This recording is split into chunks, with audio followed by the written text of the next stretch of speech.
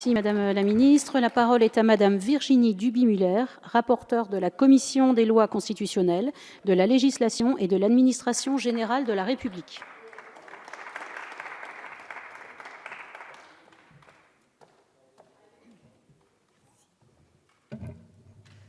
Bien, merci Madame la Présidente, Madame le Ministre, Madame la Présidente de la Commission des lois, mes chers collègues. C'était hier dans la presse locale. Les maires d'Annemasse-Agglo dénonçaient l'énième installation illicite d'une communauté de gens du voyage et pointaient un système légal, je cite, « pas adapté pour lutter contre ces sauts de puces illicites ». En cause, l'installation d'une dizaine de caravanes arrivées dans la nuit de lundi à mardi cette semaine sur le parking d'une école à Annemasse, pourtant en zone vigilance du plan Vigipirate. Cette communauté de gens du voyage s'est branchée sur l'armoire électrique de l'école via un montage sauvage, ce qui a également été à l'origine d'une coupure d'électricité dans les classes. Madame le ministre, des anecdotes de la sorte, nous pourrions vous en rapporter des centaines chaque année avec mes collègues parlementaires dans les quatre coins de la France. J'ai l'exemple cité par ma collègue Annie Genevard pour le Val-de-Morteau avec des gens de voyage qui cassent tout sur des aires d'accueil aménagées et quand celles-ci sont pleines ou en réparation, eh bien, ils s'installent n'importe où, notamment dans des zones d'activité, empêchant les camions d'accéder aux entreprises ou dérobant des matériaux. Alors ces anecdotes, finalement, sont malheureusement trop nombreuses et ce que nous voulons désormais, ce sont des actes. Car il y a des réalités qui ne peuvent être ignorées et qui demandent qu'au-delà de nos appartenances à la majorité ou à l'opposition, nous ayons le courage et la volonté politique de nous retrouver. Je veux évoquer ce soir la situation que nous connaissons tous dans nos territoires, et en particulier dans les circonscriptions frontalières et du littoral, des communes ou d'intercommunalités qui, malgré le respect de toutes leurs obligations en matière d'accueil de gens du voyage, notamment par la mise à disposition de terrains, l'accès aux services publics et à la scolarisation, se trouvent confrontés de manière récurrente à des campements illicites et aux tensions qu'ils génèrent. Je veux évoquer la situation des maires lorsque se tournent vers eux des habitants, des agriculteurs, des entrepreneurs qui voient leur terrain endommagé ou leur activité s'effondrer et qui ne comprennent pas pourquoi rien n'est fait pour permettre une évacuation rapide qui limiterait les dégâts et les pertes. Ces élus méritent notre pleine attention. Ils méritent aussi que nous trouvions ensemble des solutions aux problèmes auxquels ils sont confrontés. Dois-je rappeler les violences verbales, voire physiques, qui se multiplient dans certains territoires? Rien ne peut justifier ces comportements, et je pense à l'exemple de ma suppléante, Caroline Laverrière, qui, en voulant s'interposer, a fait l'objet de menaces de la part d'une personne de la communauté des gens du voyage qui était armée d'un fusil. Ces comportements sont donc intolérables pour les élus que nous sommes, pour les citoyens et plus généralement pour notre République. J'évoquerai également la situation des préfets, confrontés à des dispositifs dont la sécurité juridique n'est pas toujours garantie et qui manquent de moyens pour prendre les mesures qui s'imposent, ainsi que celle des forces de l'ordre, impuissantes, dépassées, épuisées par les va-et-vient de groupes qui abusent d'une situation juridique qui leur garantit in fine l'impunité, car c'est bien de cela dont il s'agit actuellement.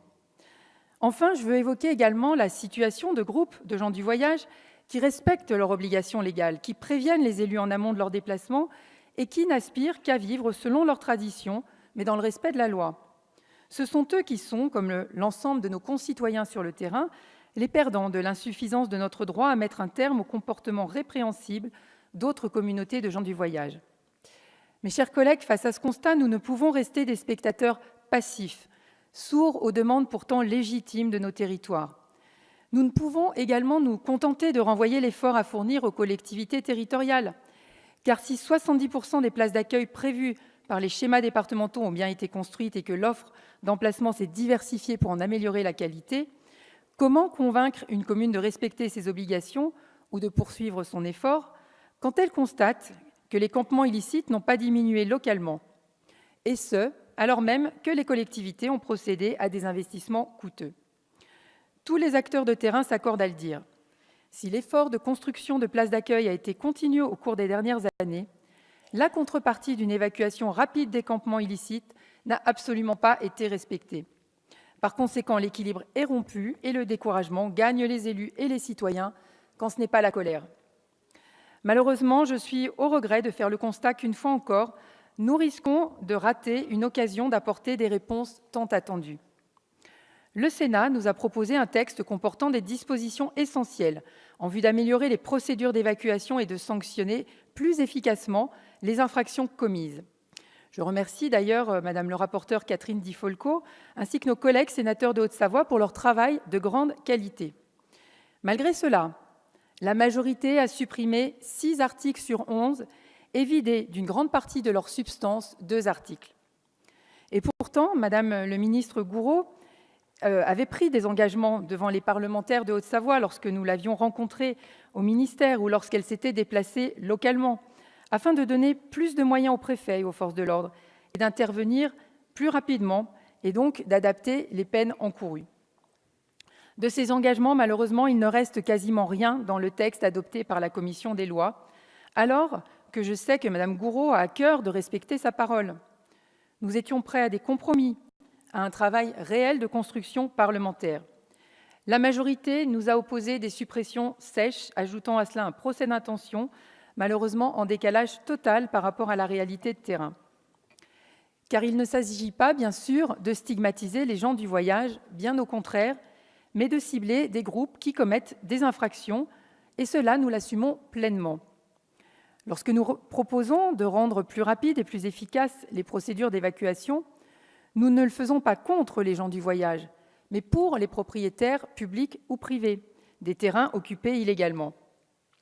Je pense ici particulièrement à nos agriculteurs qui voient leur culture saccagée au printemps et à l'été sans obtenir de compensation en retour, car nous savons que ce type de procédure n'aboutit que rarement pour couvrir les pertes réelles.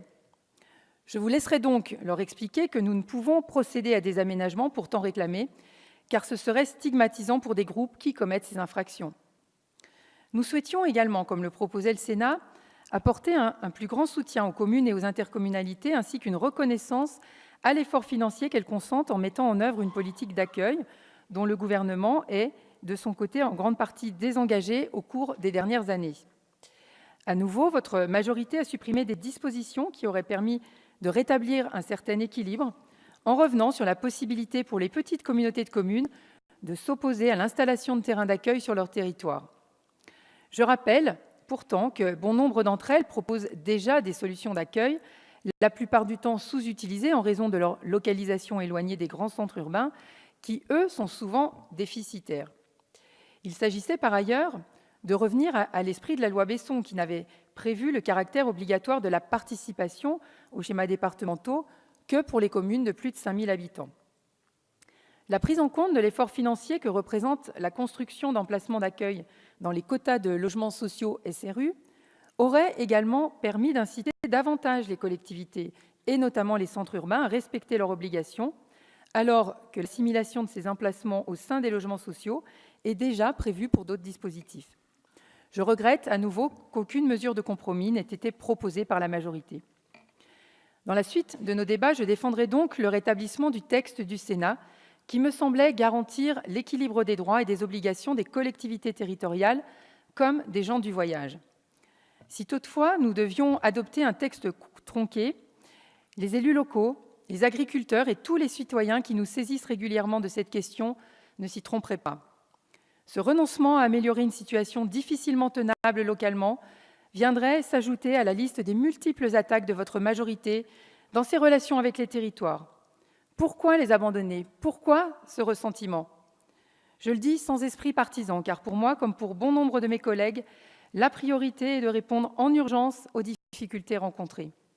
C'est ce message que je souhaitais vous adresser, mes chers collègues, et je continuerai à le faire en espérant vous convaincre que nos territoires, les élus, les citoyens, mais également les gens du voyage méritent mieux que ce texte dénaturé soumis à notre examen, et que nous devons travailler ensemble à des solutions concrètes et pragmatiques. Parce qu'il y a urgence, que la situation se dégrade sur le terrain et que nous refusons qu'elle se termine par un drame local. Je vous remercie. Merci, Madame la rapporteure.